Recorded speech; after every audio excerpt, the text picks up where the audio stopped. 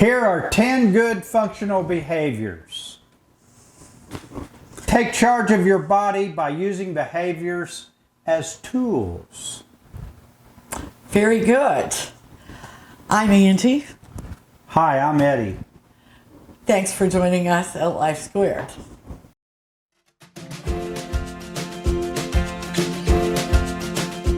Welcome to Life Squared, brought to you by the Perfectly Imperfect Network, from imperfect folk everywhere.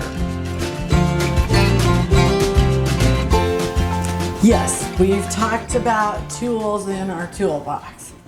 Money, food, now we're going to talk a little bit about behaviors. That's a lot about what Life Squared and the Perfectly Imperfect Network is about. Taking charge of your life, empowering yourself with knowledge. Yep. That's the first step to feeling better. You bet. And your behaviors. You're in charge of your behaviors. Your body is a mechanism. We heard someone talk this morning that is made up of different parts. Yep. But it's really a whole. So your mind, body, and soul are very important. We're going to talk about using your behaviors as a tool. Number one, reduce inflammation. And you can do that by using food and exercise. Yes. We've talked a lot about anti-inflammatory foods. Yeah, I got a bad shoulder. And, of course, exercise. Use it or lose it. Exactly. Number two, it seems pretty obvious, but people do it all the time. Avoid foods that cause allergies, even mild allergies. Mm-hmm. I remember my grandmother used to say, well, you know what? That milk just doesn't agree with me. Then don't eat the milk or drink the milk. Why would you? But people, we do it. We do it even though we know. Yes, we do. I mean, a lot of people, I'm allergic to wheat. I don't do it because it hurts too bad in the middle of my stomach. But I've heard a lot of people, I don't really feel that good when I eat it. Well, you know what? Don't eat it. There's probably a problem. There is no reason to purposely feel bad. You're right. Number three, keep your hormones in balance. Sometimes, in fact, most of the time, that might take a doctor. So if you've got a bad thyroid, if you have diabetes, if you have other hormonal issues, see a doctor or use supplements to get those in balance. Yes. Number four, one of our favorites, breathe clean air. If you live in a place or work in a place where the air is bad, try to do something about that. Yes. Because mold. Breathing bad air can cause a multitude of problems. It can mess with your mind, your body, and your soul. Oh. It's not just your lungs that suffer, your mind suffers. It will hurt you. Yeah, and it will bring down your immune system. Breathe clean air. Yeah, bad. Number five, drink clean water. Yeah. Okay, don't leave it sitting there. And you go, well, who's going to drink dirty water? Well, I tell you what, we had a deal where we had the cups. Yeah. Okay? And we would just refill them. Yeah. And I think sometimes we weren't washing the cups enough. No. And so we went back to water bottles, and we are recycling our water bottles. It's better if you just use a cup. I get that. And but make sure you're drinking clean water. Yes. It's just, there's so many reasons why. You bet. And one, it will make you sick, and it will give you a UTI. Number six, give your digestive system a rest. Now, that is intermittent fasting.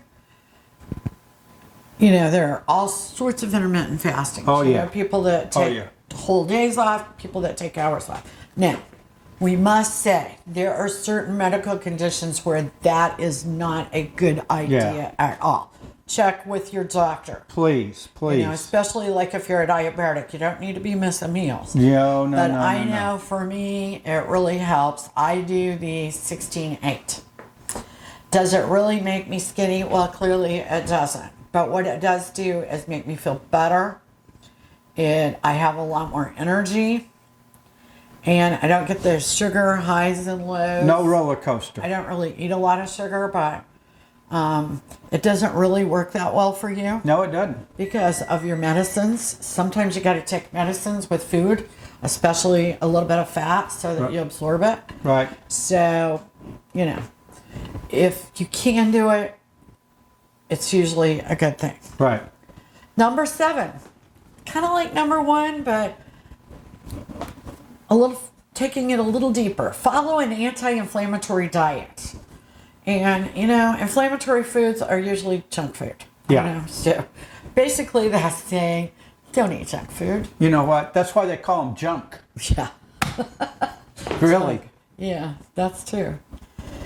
Number 8, the hardest for me. Oh, yeah. Get enough sleep. I don't know. I hear moms say this. If you do it, but you wake up in the middle of the night, you think about your kids. I have heard moms from 25 to 80 say they do the same thing. There doesn't really even have to be anything particularly wrong with your kids. You just wake up and think about your kids. But try to stop that. Yeah. But get enough sleep. Number 9, move your body. Move. Get motion.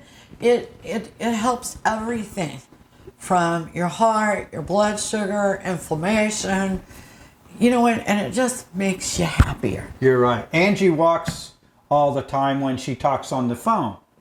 What a good way to get your steps in, keep your body in motion. Just wakes you up, just gets you going, and you sound more energetic when you're talking. And besides that, it's good for you. Absolutely. And that takes us to number 10. Please remember, movement is a tool. Move. Just like your behaviors are. Movement, exercise, food, money. We're going to just keep adding to this list. Get off that couch. Don't be a couch potato. Yeah, move that coffee table. Move that coffee table and get out there and do the salsa. Yeah, sounds good. Thanks for joining us here at Life Squared. See you soon. Bye now. We really appreciate you joining us today at Life Squared on the Perfectly Imperfect Network.